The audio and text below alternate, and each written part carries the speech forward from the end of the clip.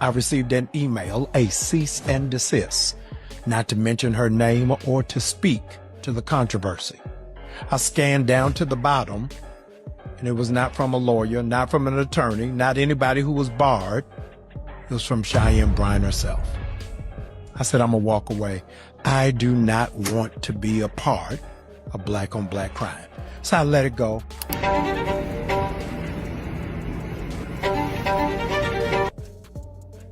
You know what? Just gonna go to hell. We're not doing this. We're not doing this, okay? Took me 12 seconds to find it on Amazon. $83. $83! You're not about to keep playing in my face. Produce the document. Show us footage. Give me the receipts. Or we don't want to hear this. What Monique say? If you're not going to put a name to it, keep it on the playground. This is childish, and you need to go to hell. Cheyenne Bryant has gone from using her fake PhD claims to intimidate people to targeting anyone who says something negative about her. That even includes her former friend, Pastor Jamal Bryant. He was one of the first people to publicly criticize her and accuse her of taking advantage of black people. Since then, Cheyenne has reportedly taken things much further. She allegedly sent people posing as professors to influence Pastor Jamal, followed by legal letters, a cease and desist notice, and threats demanding that he take back his comments. Pastor Jamal has not appeared to be bothered by the warnings, but his wife, Karri, is now speaking out as well. She is reportedly pushing back against Cheyenne and accusing her of trying to pressure or blackmail them. At this point, the entire situation has become much bigger than anyone expected, with both sides refusing to back down. I can't believe that people are asking to see everybody. When you go to a doctor's office, somebody, if they're working with your mind or your body, if they're a mechanic, they show you on the wall, they see you. Yeah, you right. You're not gonna walk in somebody and they want to divide, nigga. If you like, so I think, but I do think it's disingenuous to believe that they ask people if you're dealing with somebody's mind, if you're dealing with somebody's physical well-being, you should be trained for it. Cheyenne Bryant became well known online as a therapist and built a strong reputation through social media. Her popularity brought her attention, money, and opportunities to appear on major platforms and shows. She was featured on places like The Breakfast Club, Joe Budden's platform, Cam Newton's show, and Club Shay Shay. These appearances helped more people discover her and made many viewers believe she was a trustworthy expert. Her reputation grew so much that Cheyenne eventually became the president of a local NAACP branch. She had developed a loyal audience and seemed confident that she had earned the support of the black community. However, that trust began to disappear when questions about her professional background came to light. People discovered that Cheyenne had been practicing as a therapist without a professional license.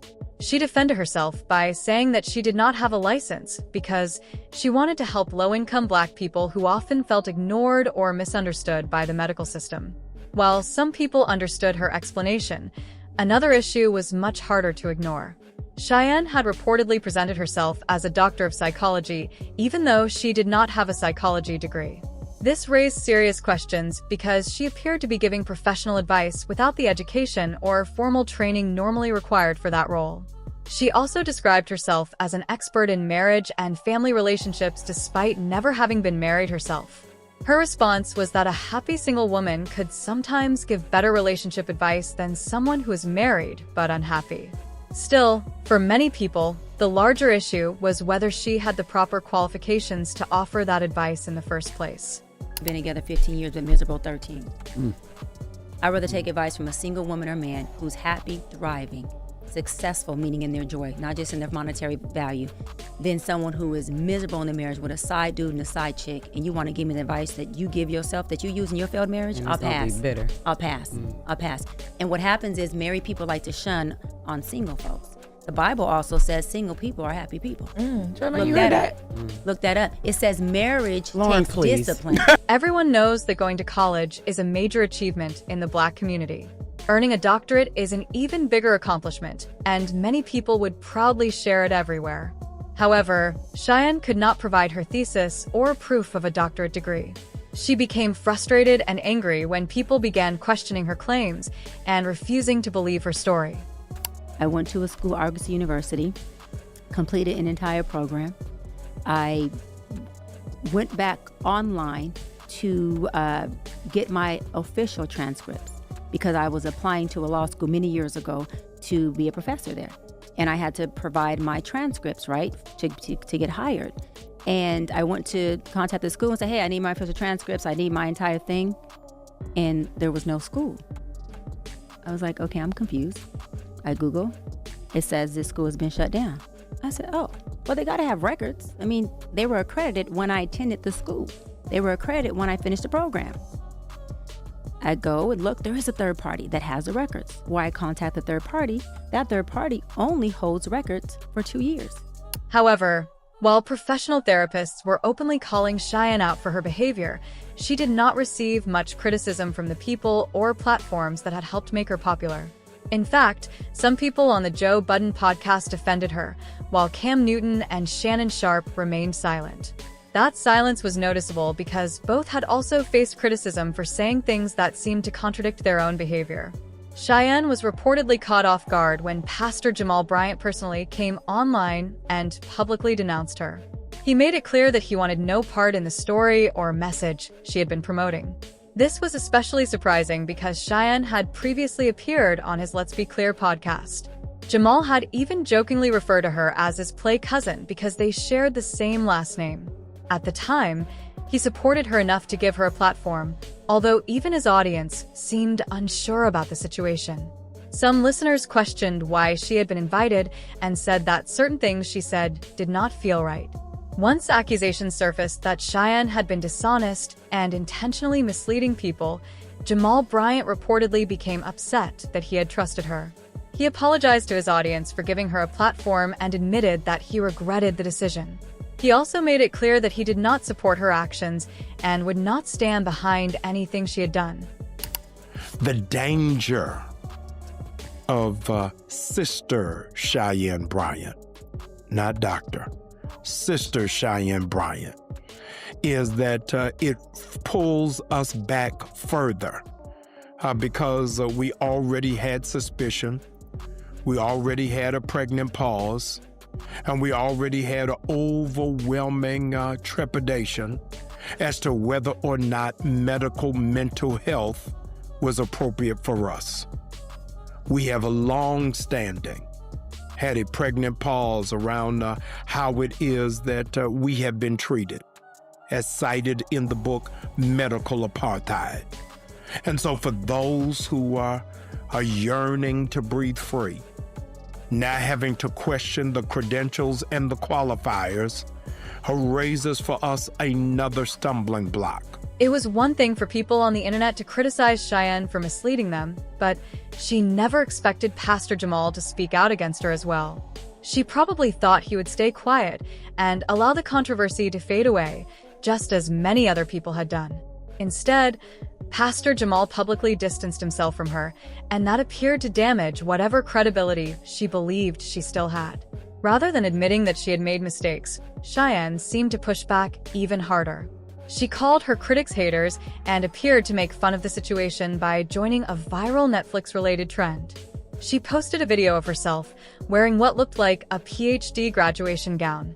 However, people later claimed that the gown had been purchased from Amazon, which only gave her critics another reason to question her story.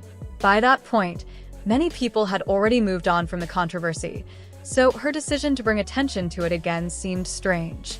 To some viewers, the situation was almost funny, but it was also disappointing because Cheyenne appeared unwilling to simply admit that she had made a mistake. Instead of letting the issue die down, she continued trying to defend herself and win back public support. Meanwhile, Pastor Jamal revealed another part of the situation. According to him, Cheyenne pressured him to apologize for the comments he had made about her. He said she sent him a cease and desist message and warned him against speaking negatively about her or mentioning her name in connection with the controversy. She also reportedly wanted him to delete a post he had already made and remove any video he planned to release about the situation. What made this even more unusual was that the message reportedly did not come from a lawyer or a legal representative. Pastor Jamal said it came directly from Cheyenne herself. He chose not to follow her demands and continued speaking about the matter. Then another person, Jackal Pitts, reportedly became involved. He He sent a message claiming to represent Indiana Southwest Christian University and stated that Cheyenne had earned a doctorate in theocratic psychology from the institution. However, there was no transcript or other reliable documentation provided to prove that she had actually completed the degree. Pastor Jamal investigated the claim further and reportedly discovered that Indiana Southwest Christian University did not even appear to exist. That revelation made the situation even more serious because it suggested that another part of Cheyenne's story may have been fabricated. At that stage, critics argued that she had become so deeply committed to maintaining the original story that admitting the truth would be difficult. Instead, every attempt to defend herself seemed to create another layer of controversy and another claim that needed to be explained. Doesn't even have a college email. Jackwell Pitts is on Gmail. So if you want the transcript, email him directly, and maybe he'll be able to give you answers I'm not able to provide. Y'all, let's shut the case on Dr. Cheyenne Bryant. The only robes I want to see people in are the 500 kids who are trying to go to Howard and accredited school. God bless you. Pastor Jamal is also known for being somewhat controversial, but even he seems to understand when it is better to step away from a situation and let the drama settle down. At the same time, he can still keep his audience interested without constantly adding fuel to the fire. That is why it has been surprising to watch Cheyenne continue to react so strongly to the situation. Instead of allowing the issue to fade, she appears to have kept pushing the conflict forward, making everything even more intense. Pastor Jamal reportedly tried to give her what he believed was the best advice he could. He encouraged her to take a break, step away from the situation, and simply move on. However, he may have underestimated just how serious Cheyenne had become about the entire controversy. According to the claims being discussed, the situation has now moved beyond social media arguments and public comments. Pastor Jamal has reportedly been served with legal papers and may soon have to deal with the matter in court. Cheyenne has accused him of making statements about her that she considers defamatory or misleading, particularly regarding her education, professional credentials, and personal life. Pastor Jamal has reportedly said that he plans to stop discussing the matter publicly and does not intend to continue feeding the controversy. However, Karri Bryant has apparently taken a very different position. She has not made the same promise to remain silent. Karri is reportedly connected to the situation because she was said to have introduced Cheyenne to her husband and encouraged him to bring Cheyenne onto his podcast. At the time, Karri apparently believed that the appearance could be beneficial for everyone involved and that it would create a positive opportunity. Unfortunately, according to the claims being made, things did not turn out that way. Instead, the situation became increasingly complicated after Cheyenne entered the picture. Going after Karri's husband is also something Karri reportedly does not take lightly. People who have followed her publicly have seen how strongly she can defend her husband when she believes he is being attacked or treated unfairly. There are now allegations that Karri contacted Cheyenne and warned her to reconsider the lawsuit if she did not want her remaining reputation to suffer even more. It has also been claimed that Karri is prepared to present evidence and bring forward people who say they had negative experiences with Cheyenne. Some of those stories have already begun appearing publicly. One person shared an account of meeting with Cheyenne while looking for a therapist. The person said they were specifically searching for another Black woman therapist because their regular therapist was unavailable. They also explained that they initially liked some of the advice Cheyenne had been giving publicly and decided to schedule an appointment. However, according to this person's account, the first session did not go as expected. They said they were not asked the usual intake questions about their background, personal situation, or reasons for seeking therapy. They also claimed that they did not sign paperwork or complete the types of forms they expected from a professional therapy session. Instead, they described the experience as feeling more like having a casual conversation with someone they knew personally. The person said much of the conversation focused on Cheyenne's own relationships, including her experiences with men and how she viewed herself. They felt that there was not enough attention given to understanding their own problems. Because of that experience, they decided not to book another appointment. At the time, they said they were dealing with anxiety connected to PTSD and were looking for practical guidance and tools to cope with what they were experiencing. Instead, they claimed that the conversation left them feeling worse and contributed to a deeper period of depression. They explained that they were not looking to be told that they were a low-value or a low-status woman. They wanted useful support that could help them understand their emotions and manage the difficulties they were facing.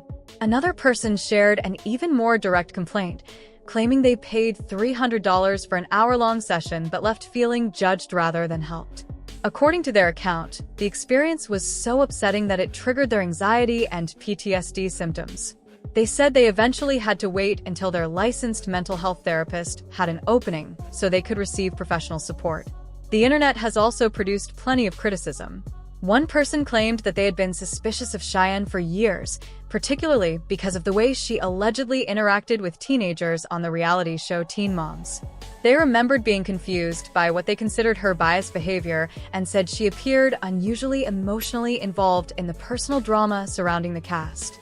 That person also pointed to Cheyenne's later appearance on Basketball Wives, where tensions reportedly became intense enough for a physical confrontation to seem possible.